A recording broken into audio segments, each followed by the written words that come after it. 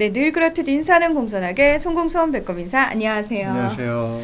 위클리벳 황당무계 황당한 문화나의 개소리. 안녕하세요, 무리장입니다. 안녕하세요, 이학범입니다. 제가 위클리벳 진행하니까 주변에서요, 그 반려인들이 이제 자신들의 반려동물이 아플 때 저한테 자꾸 병원 추천을 해달라 그러는데, 근데 그거 아세요, 권 대표님? 요즘은 반려인들도요. 만약에 고양이 집사다 그러면 고양이 전문 병원으로 소개해 주세요라고 얘기를 해요. 그렇죠. 요즘에 어떤 사실 전문 병원 이런 말을 쓰기가 법적인 기준이 없기 때문에 애매한데요. 하여튼 특정한 품종만 보거나 특정한 과목만 보는 그런 특화 동물병원들이 빠르게 늘어나고 있습니다, 지금. 그래서 저는 어떤 식으로 소개를 해드렸냐면 저한테 본인 소개를 하면서 제가 운영하는 병원이 고양이 전문 병원이에요라고 해주신 원장님이 생각이 먼저 나더라고요. 그렇죠. 그래서 제가 아는 고양이 전문 수의사 선생님 있다고 이러면서 소개를 시켜드렸거든요. 근데 문득 생각해보니까 우리가 위클리벳 하면서 아직 수의사들은 전문의 제도가 없잖아요. 그렇죠. 지금 너무 정확한 지적을 하셨는데요. 지금 특정 과목을 열심히 공부하시는 분들도 있고 외국에 나가서 공부해 오신 분들도 있고 뭐 여기저기 뭐 이수하는 분들도 있지만 어쨌든 국가에서 인정하는 수의 전문의 제도는 지금 없는 상황입니다. 없어요. 그런데 이제 각 과별로 또는 각 지역별로 전문의 제도를 만들려고 하는 움직임은 지금 일어나고 있습니다. 그 사실 저희가 위클리벳 초창기에도 이 전문의 제도 쪽으로 결국은 가야 되지 않느냐 이런 얘기 했었는데요. 아직까지 현황은 여전히 뭔가 조금 혼란스러운 정리되지 않은 그런 느낌이 있어요. 국가 차원의 전문의 제도는 없는데요. 지금 전문의 제도를 시행하는 곳이 굉장히 많이 늘어났어요. 수의 분야에서도 각 과목별로 또는 지역별로.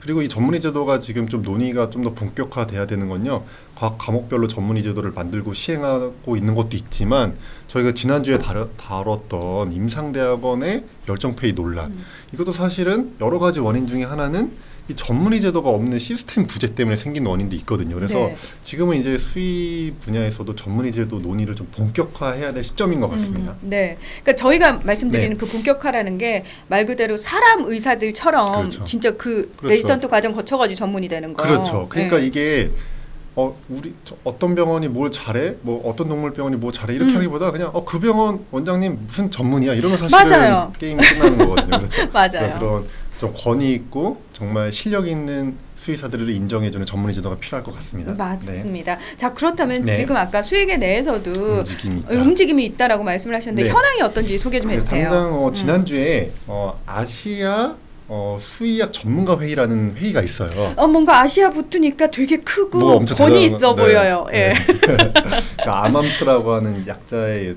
회의가 있는데요. 이게 2년에 한 번씩 열리는 회의예요. 그래서 그 회의가 이제 우리나라에서 열렸거든요.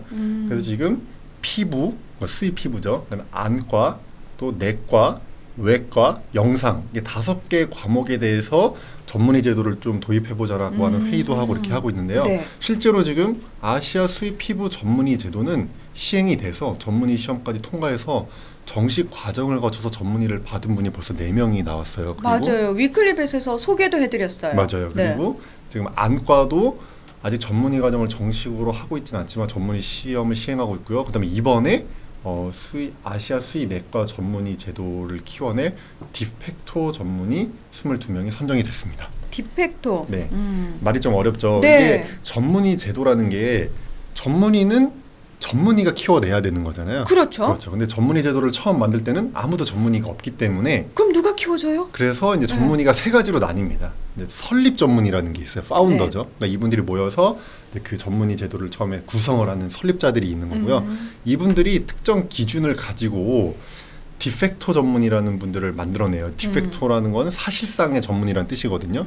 예를 들어서 안과라고 예를 들면요. 지금 안과 분야에서 사실은 전문성을 가지고 열심히 노력하시는 분들이 있잖아요. 그렇죠. 근데 이분들이 전문의 제도가 생기기 전에 이미 그런 노력을 했기 때문에 이분들은 전문의를 정식으로 딸 수가 없잖아요. 그래서 전문의 제도는 이제 생기지만 이전에 이미 이 분야에 대해서 전문성을 가지고 일했던 수의사들은 사실상의 전문의로 인정을 해주는 제도가 이제 디펙토 전문의라고 하는 거예요. 저 그런 분들 몇 분 알아요.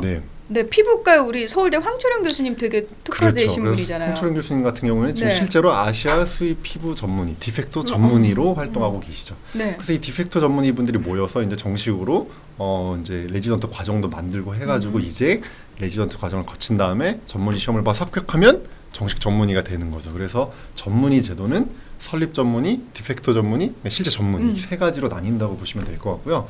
아시아 수의 내과 전문의 같은 경우는 이제 디펙토 전문의를 구성한 단계거든요. 그래서 이제 레지던트 과정을 만들어서 한 5년 정도 후부터는 실제 전문의를 이제 길러내기 시작할 것 같습니다.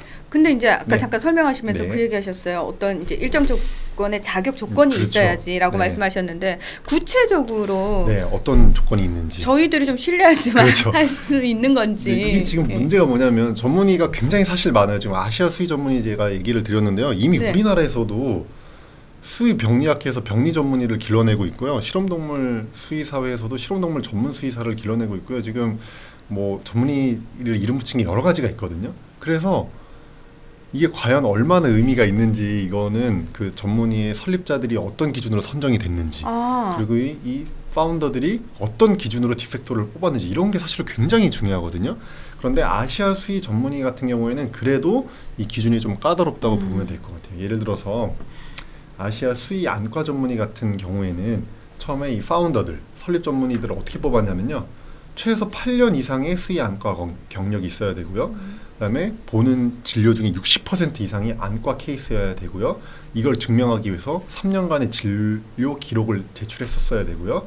또 4건 이상의 관련 논문을 게재해야 되고 국제학회에 발표를 해야 되고 뭐 안과 진료를 위한 필요한 의료기기를 갖고 있어야 되고 뭐 이런 기준을 가지고 이제 파운더를 설립을 했고요. 아, 생각보다 까다롭죠. 요건을 충족시킬 만한 분이 많지는 않겠다라는 그렇죠. 생각이 드는데 5명인가밖에 네, 없어요. 맞아요. 그리고 실제 레지던트 과정을 거치기 전에 디펙토 전문의도 있고 그다음에 기존에 있던 분들이 전문의 과정을 거칠 수는 없지만 한 몇 년간 유예 기간 동안은 일정 자격을 갖추면 시험을 봐서 전문의를 줄 수 있게 이런 걸 몇 년 동안 유예 기간을 가지고 운영을 하거든요. 네. 근데 이 시험을 볼 수 있는 전문의 시험을 볼 수 있는 자격도 이 정도로 까다롭습니다.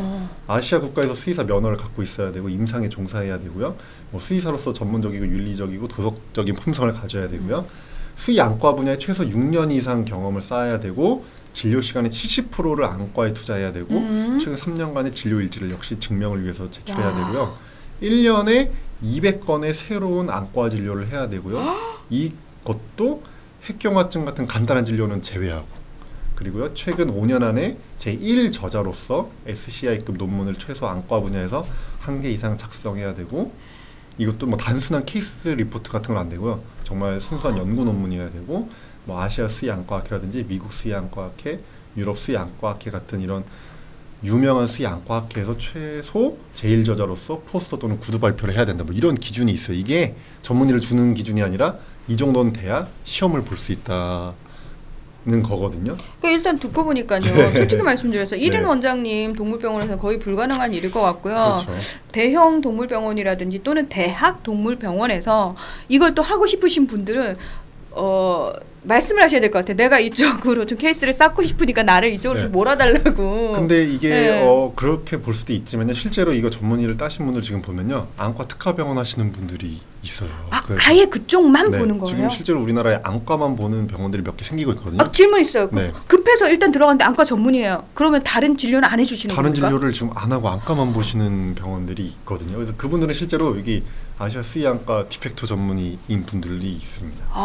그래서 이게 꼭 대형 병원이다, 작은 병원이다, 뭐 대형 병원이었다고 해서 그 사람이 특정 진료 더 잘한다 이런 개념을 떠나서 사실 전문의 제도가 중요한 이유가 이런 개념이 다 필요 없는 거예요. 제가 큰 병원에서 했기 때문에 이 진료 잘 봅니다. 의미가 그렇죠. 없고. 저는 케이스를 많이 봤거든요. 이런 설명하시면 바로 신뢰가. 그러니까 저는 그냥 네. 이거 전문입니다라고 하면은 이게 모든 설명이 되게끔 하는 게 바로 전문인데요. 중요한 거는 이렇게 제대로 기준을 갖추고 정말 권위 있게 이 정도 급이면 저희가 다 인정할 수 있잖아요. 네. 근데 그게 아니라 정말 주먹구구식으로 전문의를 만들어서 자기들끼리 정말 그들만의 리그에서 전문의 제도를 운영하는 움직임도 좀 있거든요. 그래서 이런 부분은 좀 지양돼야 될 것 같습니다. 근데 학범 대표님 사실 반려인들 입장에서는요. 수의사 선생님들이 본인이 거기 전문이라고 그러면은 그렇죠. 믿게 되잖아요. 네, 저희가 뭐라 그래요? 그러니까, 뭐 자격증 제도 어차피 없는데 뭐 그렇죠. 자격증 내봐요 이것도 안 되잖아요. 그러니까 이게 전문의 제도를 만들 때 정말 제대로 이렇게 기준을 갖추고 제대로 시험을 봐서 마련을 해야 되는데 그렇지 않고 자기들끼리 주먹구구식으로 전문의 제도 뭐 자격증을 남발하고 이렇게 하다 보면은 이게 단순히 보호자 대상 마케팅 용도로밖에 쓰이지 않을 거다. 근데 이게 과연 수의사들 사이에서 욕만 먹고 무슨 의미가 있냐, 저는 이런 생각이 들거든요. 그래서 지금 전문의 제도를 준비하고 있는 곳이 굉장히 많고, 심지어 같은 과목에 대해서도 막 교수님들 간의 알력 싸움으로 막 똑같은 이름만 비슷한 전문의 막 학회들이 막 생기고 있는데, 이런 게 과연 어떤 의미가 있는지 좀 되돌아볼 필요가 있어요. 실제로 뭐 일본, 대만 이런 데서도 수의 전문의 제도를 각자 하고 있거든요. 그런데 권위를 갖고 있는 곳은 미국이랑 주로 유럽이에요. 미국 같은 경우에는 50년대부터 이미 전문의 제도가 시행이 돼가지고요. 유럽도 1990년대부터 도입이 돼서 지금 25개 분야에서 4,300명의 전문의가 활동하고 있거든요. 근데 이 미국 전문의는 기준을 보면요, 굉장히 철저하고 까다롭고 수련 과정도 어려워요. 그래서 누가 봐도 미국 수의 전문의다 그러면 인정하게 되거든요. 그런데 지금 우리나라에서 움직임이 있는 이런 전문의들은 과연 내가 무슨 전문의라고 했을 때 다른 동료 수의사들이 인정을 할까, 이렇게 의심이 되는 부분들도 많기 때문에 좀 고민을 해야 될 것 같아요. 근데 지금 여기저기서 우후죽순 관리 안 되게 나오면 안 될 것 같은데요? 그래서 우리도 이 전문의 제도가 진짜 뭐 아시아 전문의, 뭐 미국 전문의 이런 거 말고 우리나라 전문의도 만들어야 될 거 아니에요. 한국 수의 무슨 전문의 이렇게요. 네. 이런 것들은 결국에는 이 공신력을 얻으려면 국가가 나서야 될 것 같아요. 네. 왜냐하면 지금 우리나라에서 의사, 치과의사, 한의사가 전문의 제도를 운영하고 있거든요. 근데 이거는 학회 차원에서 하는 게 아니고요. 보건복지부에서 관할해서 시험도 다 출제하고 관할을 하고 있거든요. 아니, 수의사 면허도 국가 면허잖아요. 그렇죠. 예. 그래서 지금 이 전문의들이 막 우후죽순 학회가 생기고 각자 뭐 전문의도 하고 실제로 전문의 자격증도 발급하고 있는데요. 결국에 이거를 정리를 하고 하려면 국가가 나서야 될 것 같아요. 그래서 지금 인의 쪽에서는, 사람 쪽에서는 어떻게 하고 있는지 좀만 설명을 드리면요. 네.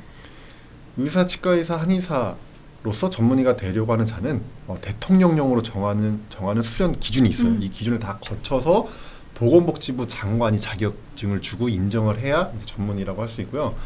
전문의가 되어야지만 이 병원 이름에도 전문의를 넣을 수가 있어요. 예를 들어서 성형외과 의원 이런 거, 성형외과 전문의, 이거 실제 전문의 따신 분들만 할 수 있고요. 전문의가 아닌 분들이 뭐 성형외과 진료를 하겠다라고 하면은 의원이라고 적고 진료 과목에 성형외과라고 그렇죠. 적어야 되는 거예요. 그래서 이거를 헷갈려 하시면 안 되거든요. 그래서 실제 보건복지부 장관이 준 자격증을 갖고 있는 전문의들만 간판에도 그렇게 걸 수 있다는 거. 그리고 인의 쪽, 이 사람 쪽 전문의 제도는 어느 정도까지 구체적으로 돼 있냐면요. 전문의를 길러낼 수 있는, 전공의를 길러낼 수 있는 병원, 그리고 그 병원이 몇 명의 전문의를 동시에 길러낼 수 있는지 이런 것들도 보건복지부령으로 다 지정이 되어 있습니다. 그래서 네. 지금 의사 같은 경우에는 지금 뭐 내과, 신경과 이렇게 쭉 해가지고 26개 분야의 전문의 제도가 운영되고 있거든요. 그래서 우리도 국가가 나서서 이걸 정리해야 될 시점도 올 것 같아요. 근데 저는요, 문득 그런 걱정도 살짝 돼요. 그러니까 지금 어차피 사람 의사들 중에서도 전문의 제도 이렇게 규정이 정확하게 있고 운영이 되고 있잖아요. 그렇죠. 그러면은 좀 쉬워요. 벤치마킹 해가지고 그렇죠. 이제 적합하게 수익에 적합하게 만들면 되는 건데 문제는 만약에 국가 공인이 아니라 이런 식으로 학회라든지 또는 어떤 모임이라든지 우후죽순 만들어지게 되면은 나중에요. 시간이 좀 지나서 국가 공인으로 딱 제도가 정착됐을 때 과연 정리하기가 어려울 거예요. 그럼요. 그렇죠. 기존에 그럼 그렇죠. 전문이라고 했던 분들은 어떻게 할 거예요? 그러니까 그런 게 문제가 되기 때문에 지금처럼 이렇게 막 뭘 만들고 이러는 분들이 생각을 깊게 하셔야 돼요. 과연 우리가 이렇게 우리끼리 기준을 정해서 만드는 이 전문이라고 하는 게 어느 정도 의미가 있으며 나중에 국가 차원에서 나섰을 때 우리가 이 정도 기준을 갖고 있을 때 과연 인정을 해줄 건지 이런 고민을 깊게 하셔야 될 것 같아요. 그래서 저는 사실 지금부터 국가와 함께 논의를 하는 게 오히려 훨씬 좀 빨리 일을 진행시킬 수 있는 방법이 아닐까. 그런데 또 한쪽에서는 과연 우리가 국가 차원에서 수의 전문의 제도를 도입할 정도의 수준이 되냐. 왜냐면은 이 수련병원을 또 국가에서 지정을 하게 되잖아요. 근데 과연 그 정도 케이스가 있는, 그 정도 능력이 있는 교수들이 있는 대학병원이 몇 군데나 되면 길러낼 수 있는 그 수의사들이 있는 곳이 수련 병원이 몇 군데나 되냐, 또 이런 얘기도 나오거든요. 그래서 그런 말들도 사실 일리가 있어요. 그래서 국가 차원의 지금 수의 전문의 제도를 무조건 도입하자 이러기보다는 한번 막 지금 우후죽순 막 생기고 있으니까요. 한번 논의의 장을 만들어서 이걸 다 같이 한번 논의를 해볼 필요는 있을 것 같습니다. 그러니까 왜 수의계에서 굵직굵직한 이슈들 있잖아요. 저희가 계속 관심 가지고 얘기해야 되는 부분들이 있는데 그 중에 하나로 전문의 제도가 떡하니 자리 잡아서 계속 공론화가 돼야 된다는 그렇죠. 거죠. 지금 올해 돌아가는 거 보니까요. 이 전문의 제도 논의를 좀 해야 될 것 같아요. 왜냐하면 전문의 각각 생기는 것도 있지만요. 인턴, 임상대학원, 그 수의사들의 열정페이 문제 이런 거 다 관련이 있는 거거든요. 그래서 이제 전문의 제도에 대해서 국가 차원의 전문의 제도 도입을 위한 논의를 수의계에서 좀 시작을 해야 될 것 같습니다. 네, 그 시작과 더불어서 저는 과연 반려인들은 이 수의사 선생님들의 전문의 제도에 대해서 어떤 생각들을 가지고 있는지도 좀 알아볼 필요가 있을 것 같고요. 사실은 제가 옛날에 그 대학원 다닐 때 논문으로 이런 전문 동물병원 관련된 논문을 썼는데요. 당시에 전문의 제도 도입과 관련해서 보호자들 한 700명한테 이 전문의 제도가 도입되고 전문 동물병원이 생기면 어떨 것 같습니까? 했는데 만족도가 원한다가 막 80%가 넘습니다. 그렇죠. 그러니까 보호자들은 원하고 있다고 보면 될 것 같아요. 사실은 내 아이가 좀 더 잘 보는 선생님한테 그렇죠. 진료를 받고 싶어요. 그게 다 같은 마음입니다. 그렇다면요, 저는 사실 그렇게 되면은 다른 진료를 포기하고 일단은 이쪽에 몰입하는 전문의 선생님들한테도 메리트가 있어야 되는 부분들이 있잖아요. 그래서 그런 부분과 관련해서 또 반려인들의 의식을 개선해야 될 부분도 있거든요. 맞습니다. 네, 그래서 그런 게 좀 동시다발적으로 함께 가야 되지 않을까. 네. 우리 너무 논의해야 될 내용이 많아요. 너무 수익에. 많죠. 수익에 뭐가 할 게 너무 많죠. 네. 이 방송 보시는 반려인들은 난 그냥 반려동물 좋아서 키우는 건데 나 이런 것까지 신경 써야 돼 라고 하실 것 같은데 네, 관심 가지셔야지 더 좋아질 수 있습니다. 네, 오늘 위클리 벳은 여기서 마무리하겠습니다. 함께해 주셔서 고맙습니다. 감사합니다.